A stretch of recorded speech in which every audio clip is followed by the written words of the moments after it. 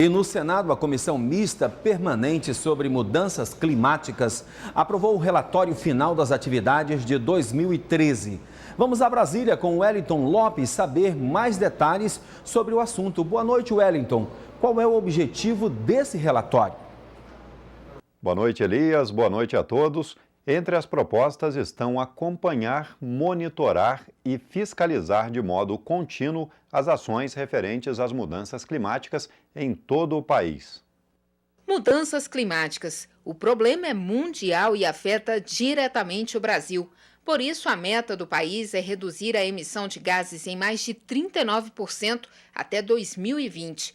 Entre os pontos apresentados no relatório estão as evidências científicas cada vez mais fortes de que as mudanças climáticas estão relacionadas com o aquecimento global causado pelo consumo de combustíveis, desmatamentos e queimadas. A comissão realizou várias audiências públicas, inclusive no Amazonas. Teve ainda uma conferência em Varsóvia, na Polônia, para debater o tema.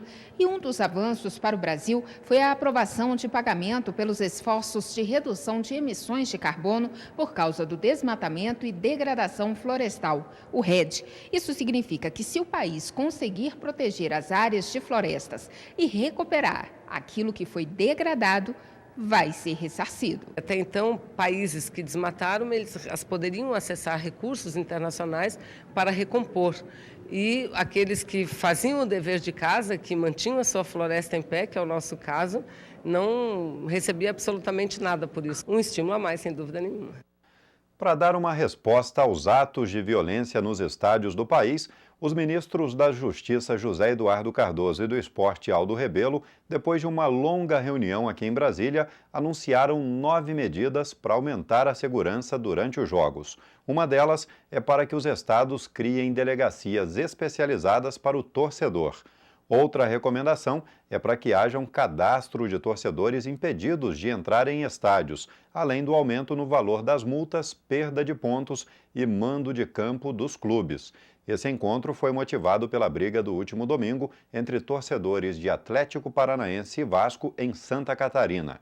O tumulto deixou 4 feridos e teve repercussão internacional.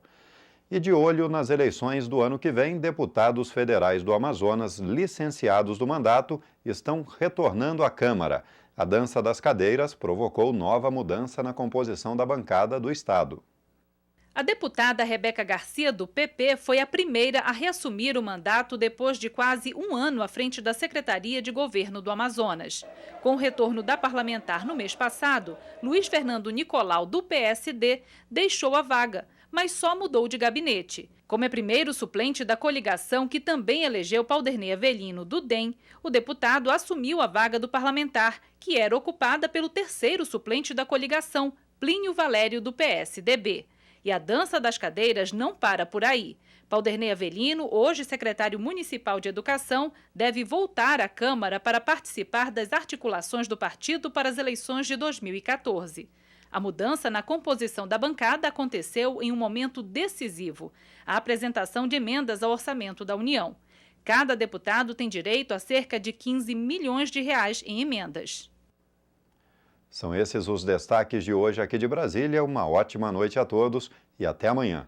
A Universidade Federal do Amapá vai realizar o primeiro vestibular no município de Oiapoque. As inscrições podem ser feitas a partir do dia 20 de dezembro. A Universidade Federal do Amapá vai realizar o vestibular isolado do campus do Oiapoque. As inscrições podem ser feitas pelo site da Unifap entre os dias 26 de dezembro e 26 de janeiro. Mais de 50 professores já foram contratados para lecionar no campus. Olha, que é uma oportunidade de ingressar numa universidade com, hoje já contratado, mais de 50 mestres e doutores para o Oiapoque, vindo de todas as partes do Brasil. Além do que nós temos também uma colaboração com alguns professores estrangeiros que irão lecionar dentro do nosso campus binacional. O campus é binacional e parte do corpo docente será formado por professores franceses. Além dos cursos de graduação, a universidade oferece cursos livres de língua francesa.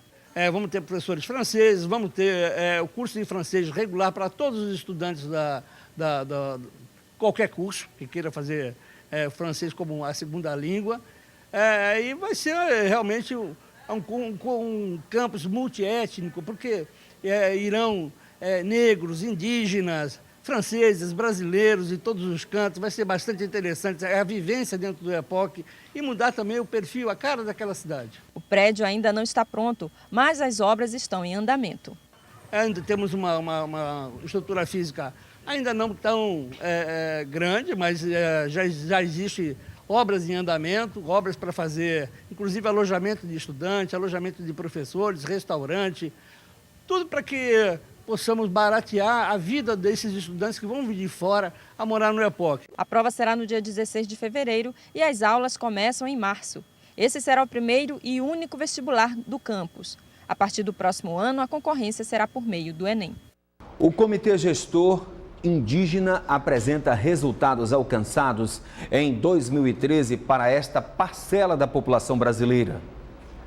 O Comitê Gestor de Atuação Integrada, formado por diversos agentes do governo do Amazonas e Fundação Nacional do Índio, a FUNAI, se reuniu para apresentar os resultados das ações voltadas à população indígena do Amazonas. O Centro de Educação Tecnológica do Estado e a Secretaria Estadual de Assistência Social receberam destaque na apresentação. Só este ano, o CETAM ofereceu 120 vagas de curso técnico e 300 vagas para qualificação profissional.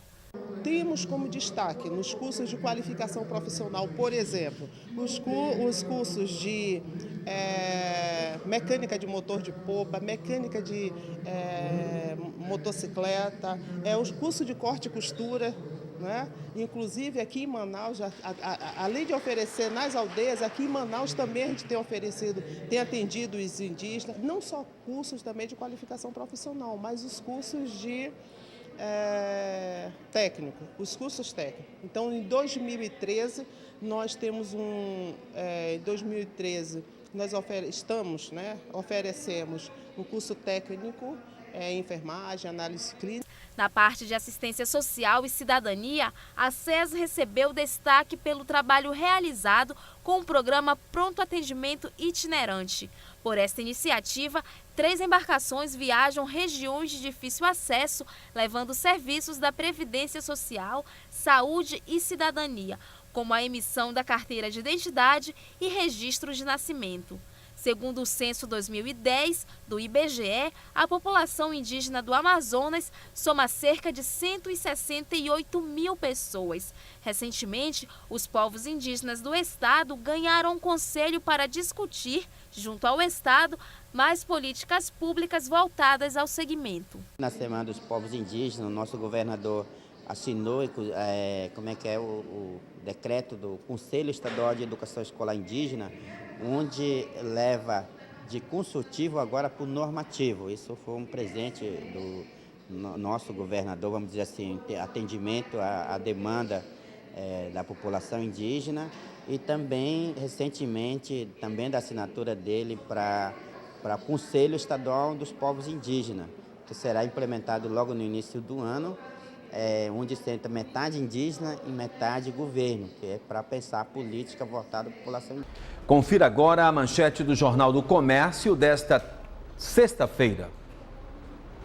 Copa joga contra a produção de motocicletas do PIN. Com desempenho abaixo do esperado neste ano, o polo de 2 rodas mantém expectativa baixa para 2014. A falta de perspectiva em mudanças no cenário macroeconômico, como a abertura de crédito em bancos, aliado a fatores extraordinários, como eleições e principalmente a realização da Copa do Mundo FIFA, fizeram o presidente da Abraciclo, Associação Brasileira de Fabricantes de Motocicletas, Ciclomotores, Motonetas, Bicicletas e similares, Marco Fermanhan, admitir que as empresas terão de fazer esforços excepcionais para pelo menos manter os números de 2013. Durante reunião em Manaus para apresentar os resultados do setor no ano, Marcos Fermanhan confirmou que as expectativas para o ano não se concretizaram.